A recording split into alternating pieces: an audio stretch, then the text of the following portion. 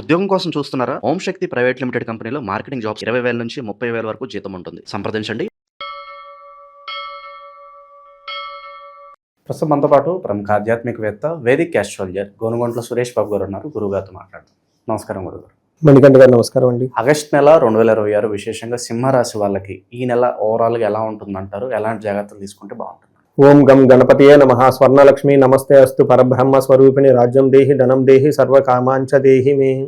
August మంత్లో ప్రతి ఒక్కరికి స్వర్ణలక్ష్మి అమ్మవారు, మన రాబోయేది కూడా శ్రావణ మాసం లక్ష్మీ అమ్మవారికి సంబంధించిన మంత్ కాబట్టి ప్రతి ఒక్కళ్ళకి ఒక అధికారాన్ని, లీడర్షిప్ని, నాయకత్వ లక్షణాలు ఇవ్వాలని, ప్రతి ఒక్కళ్ళకి సమృద్ధిగా ధనం ఇవ్వాలని, ప్రతి ఒక్కళ్ళు ప్రతి నిమిషం ఆనందభరితంగా ఉత్సాహంగా ఉండాలని, అంతేకాకుండా సర్వకామాంచ సిద్ధి, వాళ్ళ మనసులో ఎలాంటి ధర్మబద్ధమైన కోరికలు ఉన్నా అమ్మవారు ఇమ్మీడియట్గా నెరవేర్చాలని చెప్పేసి మనం కోరుకుంటూ ఆగస్టు మంత్ యొక్క విశిష్టత, అందులో ఉన్న 12 రాసుల యొక్క విశిష్టత ఏంటో మనం చూసుకుందాం.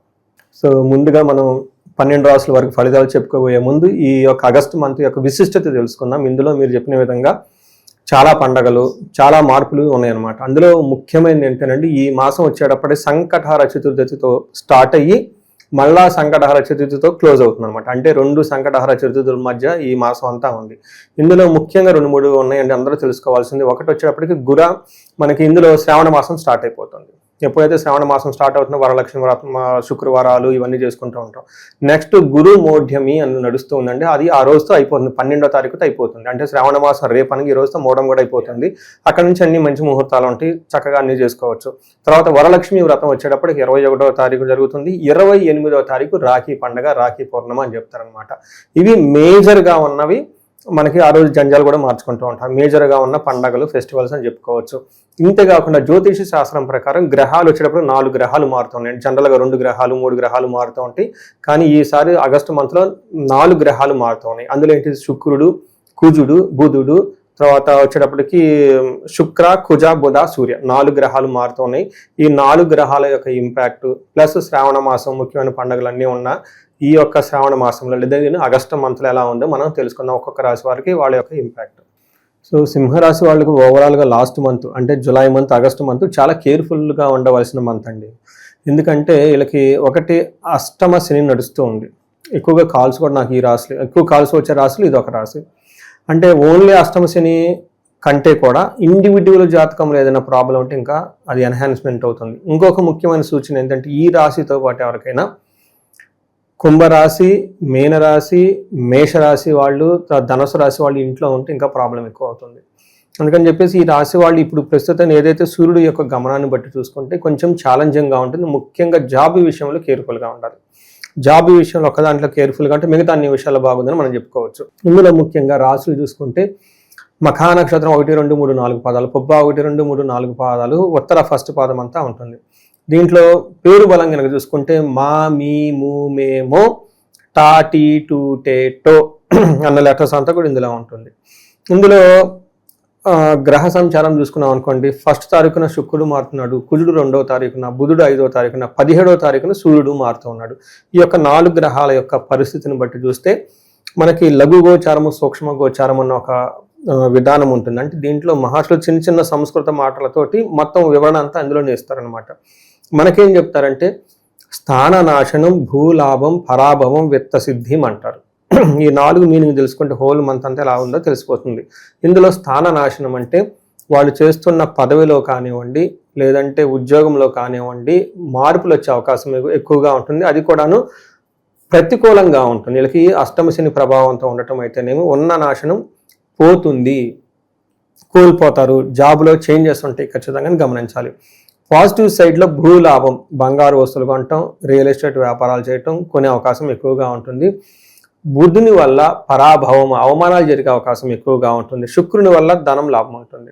అంటే ఒక రకంగా అవమానం ఎప్పుడు జరుగుతుందండి? మనకి అనుకున్న పని సరిగా కాకపోతే జరుగుతుంది. అంటే టోటల్గా something loss with respect to the profession అని మనం అనుకోవచ్చు. అయితే అగైన్ శుక్రుడు వీళ్ళకి మంచి సపోర్ట్ ఇస్తూ ఉన్నారు. శుక్రుడు వీళ్ళకి 2వ స్థానంలో ఉండటంతో ఏమని చెప్తారు? కుటుంబ సౌఖ్యం, ఆరోగ్యం, స్త్రీ సల్లాభం, యశత్కరం, దేహ సౌఖ్యం, వస్త్రలాభం, ద్వితీయ స్థానగే భృగు అంటారు. 2వ స్థానంలో ఎప్పుడైతే శుక్రుడు ఉంటారో వీళ్ళకి కుటుంబ సౌఖ్యం, కుటుంబం అంతా చాలా సౌఖ్యంగా ఉంటుంది, ఆరోగ్యంగా ఉంటారు, స్త్రీలతో చక్కగా మాట్లాడుతూ ఉంటారు. ఇన్ కేసు స్త్రీలు అయితే పురుషులతో చక్కగా మాట్లాడుతూ ఉంటారు. యశత్కరం, కీర్తి ప్రతిష్టలు చాలా చక్కగా ఉంటుంది, దేహం అనేది సౌఖ్యంగా ఉంటుందని చెప్పుకోవచ్చు. మంచి ఫుడ్ తింటుంటారు, యాక్టివ్గా ఉంటారని మనం చెప్పుకోవచ్చు. బట్ ఇక్కడ వాళ్ళ ప్రాబ్లం ఏంటంటే ఒక సూర్యుడు బుధుడు మాత్రం ప్రాబ్లంగా ఉన్నాయి. అంటే 2 గ్రహాలు అనుకూలంగా 2 గ్రహాలు ప్రతికూలంగా ఉన్నాయి. ఒక ప్రొఫెషనల్ మ్యాటర్స్లో కేర్ఫుల్గా ఉంటే సరిపోతుందని తెలుసుకోవచ్చు. ఇందులో మనకి ఏం చెప్తారంటే సూర్యుడు ఫస్ట్ హౌస్లో ఉంటే ఏమవుతుందంటే మిక్స్డ్ రిజల్ట్ అని చెప్పుకోవచ్చు. మనకి సంస్కృతంలో మహర్షులు ఒక శ్లోకంలో చెప్తారు ఏమని, దేహార్తి సతతం సంతాప కాలతిక్రమణ భోజనం బంధుముత్ర సుహృద్వేష అంటారు. అంటే ఈ టైంలో శారీరకంగా అలసటగా ఉండటం, నిస్సత్వం, ఓకే, హెల్త్ అంటే యాక్టివ్గా లేకుండా ఉండటం, సతతం కాలాతిక్రమణ భోజనం, టయానికి భోజనం తినకుండా ఉండటం, బంధువులతోటి మిత్రులతోటి గొడవలు పడుతూ ఉంటారు అని చెప్తూ ఉంటుంది. భార్యకు కూడా హెల్త్ విషయంలో అంత అనుకూలంగా ఉండదు. టోటల్గా సూర్యుడు విషయంలో కొంచెం జాగ్రత్తగా ఉండాలి, అంత అనుకూలంగా లేరు. అయితే కుజుడు చాలా స్ట్రాంగ్గా ఉన్నారండి. వీళ్ళకి బేస్ అంటే గ్రేట్ షీల్డ్ అంటారు చూడండి, ప్రొటెక్షన్ అంటారు చూడండి, ఆ ప్రొటెక్షన్ కుజుడు నుంచి వస్తుంది. ఈ మంత్లో ఏమవుతుందంటే కుజుడు వీళ్ళకి 11వ స్థానంలో ఉండటం చాలా చక్కగా కలిసి వస్తుంది అని చెప్తారు. ఏ ప్రకారంగా ఆరోగ్యం, అర్ధలాభం, సంతోషం, వస్త్రలాభకృత్, యత్న కార్యానుకూలత్వం, ధైర్యం ఏకాదశి కుజే అంటారు. అంటే ఆరోగ్యం బాగుంటుంది, ధనలాభం బాగుంటుంది, వస్త్రాలు అంతా బాగుంటుంది, యత్న కార్యానుకూలత్వం, ఏదైనా ప్రయత్నం చేస్తే అనుకూలంగా ఉంటుంది, ధైర్యంగా ఉంటారని చెప్పుకోవచ్చు. అయితే ఒకే విషయంలో జాగ్రత్తగా ఉండాలి. ధనం సంపాదన వస్తుంటుంది, కానీ కూడబెట్టిన ధనాన్ని పోగొట్టుకునే అవకాశం ఉంటుంది. అంటే మీకున్న సేవింగ్స్లో లాస్ వచ్చే అవకాశం ఎక్కువగా ఉంటుందని గమనించాలి. ఓకే, ఈ రాశికి సంబంధించిన నక్షత్రాలు వాళ్ళకి ఎలాంటి ఫలితాలు ఉంటాయి? ఇందులో మఖా నక్షత్రం, పూర్వ ఫాల్గుని నక్షత్రము, ఉత్తర ఫాల్గుని ఫస్ట్ పాదం ఉందండి. ఇందులో మఖా నక్షత్రం చూసుకుంటే వీళ్ళకి మనకేం చెప్తారంటే పాజిటివ్ సైడ్లో సౌఖ్యము, క్షేమము, ధనలాభం ఉంది. కానీ సూర్యుడి యొక్క ప్రభావం వీళ్ళకి ఉండటంతో ఏమని చెప్తారంటే నాశనము, మృత్యు భయము అంటారు. అంటే ఏదో ఒకటి అనుకున్న పని కాకుండా ఇబ్బంది పడతారు, తద్వారా వీళ్ళకి విపరీతంగా ఫ్యూచర్ ఉంటుందా లేదని భయపడుతూ ఉంటారు. అందులో వీళ్ళకి సహజంగా కొంచెం టెన్షన్ ఎక్కువగా ఉంటుంది. అష్టమ శనితో ఉండటంతో ఇండివిజువల్గా జాతకం చూపించుకోవడం చాలా ఇంపార్టెంట్. నెక్స్ట్ పూర్వ ఫాల్గుని నక్షత్రం వాళ్ళకి వీళ్ళకి కూడాను క్షేమంగా ఉంటారు, సౌఖ్యంగా ఉంటారు, చక్కగా పార్టీలు ఫంక్షన్లన్నీ అటెండ్ అవుతూ ఉంటారు.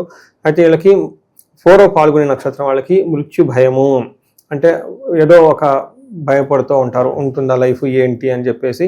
ఈ విషయంలో కొంచెం కేర్ఫుల్గా ఉంటే మిగతా అంతా బాగుంటుంది. మఖా నక్షత్రం వాళ్ళకి స్త్రీ నాశనం, అంటే వీళ్ళకి ఎవరికి సంబంధించి తెలిసిన వాళ్ళు స్త్రీలు ఎవరైనా ఉంటే లేడీస్, తద్వారా వీళ్ళకి ప్రాబ్లం వచ్చే అవకాశం ఎక్కువగా ఉంటుందని గమనించుకోవాలి. సో మిగతా అన్ని విషయాల్లో బాగుంది. ఒక ప్రొఫెషన్ లేదంటే అతిగా భయపడే అవకాశం ఉంది. ఈ రెండింటిని ట్యాకిల్ చేస్తే సరిపోతుంది. ఇక ప్రజెంట్ ఉన్న గ్రహస్థితి బట్టి వీళ్ళు ఎవరిని ఆరాధించాలి, ఎలాంటి పరిహారాలు చేసుకోవాలి? వీళ్ళకి జాబ్ విషయంలో చాలా కేర్ఫుల్గా ఉండాలండి. అందుకని సూర్యుడు వల్ల కాబట్టి 2 పనులు చేయాలి. ఒకటి వీళ్ళకి శని బాగలేదు కాబట్టి శని గ్రహానికి సంబంధించి శని పిప్పలాద స్తోత్రం, శని పాశుపతాభిషేకం, శని తైలాభిషేకం చేయించుకోవడం చాలా ముఖ్యం. బట్ ఈ రాశి వాళ్ళు శనికి సంబంధించిన సంపూర్ణ శాంతి పూజలతో పాటు మన్యు పాశుపతాభిషేకం చేయించుకోవడం చాలా చాలా ఇంపార్టెంట్. ఇన్ కేసు ఎవరైతే కనుక వీళ్ళకి ప్రొఫెషన్లో బాగా ఇబ్బంది పడుతున్నారంటే ఆదిత్య హృదయ స్తోత్రంతో పాటు హనుమాన్ కార్యసిద్ధి మంత్రం ఉంటుంది. ఈ 2 కాంబినేషన్ చాలా పవర్ఫుల్ అండి. ఈ 2 చేస్తే సరిపోతుంది. ఇంతేకాకుండా వీళ్ళకి ఎవరికైనా చేయదలుచుకుంటే మృత్యు భయం, అలాంటప్పుడు మృత్యుంజయ హోమం చేయించుకోవటం, లేదంటే మనకి నరసింహస్వామి మృత్యుంజయ స్తోత్రం అని ఒకటి ఉంటుంది. అది చదువుకున్నా కానీ చాలా చిన్న మంత్రం, అది చదువుకున్నా కానీ చాలా బాగుంటుంది. ఈ రెండింటితో పాటు ఇండివిజువల్గా వాళ్ళు ఏదైనా ప్రాబ్లం ఉన్నప్పుడు, ఇప్పుడు మనకి శ్రావణ మాసం రాబోతుంది కాబట్టి స్వర్ణలక్ష్మి విశేష హోమం చేయించుకుంటే ధన ప్రవాహం చాలా బాగుంటుంది. ఈ శనికి సంబంధించిన సంపూర్ణ శాంతి పూజలతో పాటు ఇవి చేయించుకుంటే చాలా బాగుంటుంది. హెల్త్ సరిగా లేదు అని అనుకుంటే అమృత మృత్యుంజయ పాశుపత అభిషేకం లేదంటే హోమం చేయించుకున్నా కానీ బాగుంటుందండి. మణికంఠ గారు నేను ప్రతిసారి చెప్తూ ఉంటాను, మనం ఇప్పుడు ఏదైతే చెప్పుకున్నామో దీన్ని గోచార ఫలితాలు అంటారు, లేదంటే కరెంట్ రాశి ఫల ట్రాన్జిట్ రిజల్ట్ అని చెప్తూ ఉంటారు ఇంగ్లీష్లో. వీటి యొక్క ఇంపాక్ట్ ఒక 30% మాత్రమే ఉంటుంది, మ్యాక్సిమం 40 ఉంటుంది, కొంతమంది 20% ఉంటుంది. బట్ ముఖ్యంగా వాళ్ళ ఇండివిజువల్గా జాతకం చూపించుకోవడం చాలా ఇంపార్టెంట్. అందులో వాళ్ళ యొక్క వ్యక్తిగత జాతకంలో దశలేంటి, భుక్తులేంటి, ఇంకా ముఖ్యంగా వాళ్ళకి ఏమైనా గ్రహ దోషాలు ఉన్నాయా, శాపాలు ఏమైనా ఉన్నాయా అనేది చూపించుకోవడం చాలా చాలా ముఖ్యం. పర్టికులర్గా నేను రీసెర్చ్ చేస్తున్నానంటే ఎవరికైతే ఏజ్ 40 ± 5 years లేదంటే 45 అండి ±5 years ఉండి, అంటే ఇటు పక్కన 40 to 40, 50 వరకు ఈ మధ్యలో ఉన్న వాళ్ళు ఎవరైనా ఉండి, అంటే వాళ్ళకి సక్సెస్ఫుల్గా ట్రాక్ రికార్డు ఉంటుంది. కొంతమందికి వాళ్ళు అప్పటిదాకా సీనియర్ మేనేజర్గా చేస్తుంటారు, అప్పటిదాకా బిజినెస్లు చక్కగా చేస్తుంటారు, చక్కగా ఒక స్మూత్గా వెళ్తున్న వాళ్ళు సడన్గా జాబ్ కోల్పోవటం, లైఫ్లో స్టాగ్నేషన్ రావటం, గ్రోత్ లేకుండా ఉండటం, డైరెక్షన్లెస్గా ఉంటూ ఉంటారు. దీనికి కారణం ఏంటంటే మిడ్ లైఫ్ క్రైసిస్ అని చెప్పేసి జనరల్గా అందరు చెప్పి వదిలేస్తుంటారు. లేడీస్కి అయితే మెనోపాజ్ అని చెప్పేసి, జెంట్స్కి అని చెప్పేసి రకరకాల హార్మోనల్ చేంజెస్ అని చెప్తూ ఉంటారు అనమాట. బట్ జ్యోతిష శాస్త్రంలో దీనికి చాలా మంచి చక్కటిగా వివరణ ఇస్తూ ఉంటారండి. అంటే మనకు ఒక్కొక్క దశలో కొన్ని అరిష్టాలు ఇలా రకరకాలు వస్తూ ఉంటాయి. బట్ ఈ టైంలో ఈ ఏజ్లో కనుక ఎవరికైనా ఇలా ఉంటే దానికి వాళ్ళకి శాపాలు అని ఉంటాయి. రకరకాల శాపాలు అంటే మాతృశాపం, పితృశాపం, సర్పశాపం, అంతేకాకుండా గ్రహ దోషాలు అని ఉంటాయి అనమాట. కాలసర్ప దోషం అని, తర్వాత త్రిపిండి దోషం అని చాలా మందికి తెలవదు ఉన్నాయి అనుకుని కూడా. బట్ దాని సింబాలిక్ ఏంటంటేనండి, అప్పటిదాకా సక్సెస్ఫుల్గా ఉన్న వీళ్ళు సడన్గా గ్రోత్ లేకుండా ఆగిపోతారు, డైరెక్షన్లెస్గా ఉంటుంది, ఏం చేయాలో అర్థం కాదు, కన్ఫ్యూజన్లో ఉంటారు. ఇలాంటి వాళ్ళు ఎవరైనా కనుక ఉంటే ఒక్కసారి ఇండివిజువల్గా జాతకం చూపించుకోవడం చాలా ముఖ్యం. అందులో ఉన్న శాపాలేంటి మొత్తం హారోస్కోప్ అంతా స్కాన్ చేసి తర్వాత గ్రహ దోషాలు ఏంటని చూసుకొని వాటికి సంబంధించిన పరిహారాలు చేసుకుంటే లైఫ్ అనేది 10 రెట్లు ముందుకు ఖచ్చితంగా వెళ్తుందండి. నేను ఎప్పుడైతే ఇలా స్టేజ్ స్పెసిఫిక్గా చేయటం స్టార్ట్ చేశానో చాలామంది ఇండివిజువల్గా చూపించుకుంటూ ఉన్నారు. అంటే అరే మాకు తెలవదండి, నిజమా అండి అని. మళ్ళీ నేను చెప్తున్నాను అండి, గూగుల్ చేసుకోండి, చాట్ జీపీటీ చేసుకోండి, డోంట్ బిలీవ్ ఎనీథింగ్ బ్లైండ్లీ. ఉన్నది లేదు ఫస్ట్ మీరు కన్ఫర్మ్ చేసుకోండి. First opinion, second opinion, third opinion చూసుకోండి, ముందు అర్థం చేసుకోండి ఇది రీజన్. ఆ తర్వాత పరిహారాలు కూడా ఈ రోజులో చాలా సింపుల్. ఇంత ముందుతో కంపేర్ చేస్తే చాలా రేట్ వైజ్ కానివ్వండి, చేసే యాక్సెస్ టెక్నాలజీ కానివ్వండి చాలా ఈజీగా చేసుకోవచ్చు. అలా ఇలా మనం చెప్పుకున్నట్లు ఎవరైనా కనుక ఏజ్ బ్రాకెట్లో ఉండి సడన్గా కనుక స్టాగ్నేషన్గా ఉంటే ఒకసారి ఇండివిజువల్ హారోస్కోప్ చెక్ చేసుకొని మీరు అందరూ చక్కగా జీవితంలో 10 రెట్లు ముందుకు వెళ్ళాలని చెప్పేసి నేను కోరుకుంటున్నాను. ఓవరాల్గా ఈ నెల ఈ రాశి వాళ్ళకి ఎలా ఉండబోతుంది మంచి విశ్లేషణ అందించేసారు. ధన్యవాదాలు.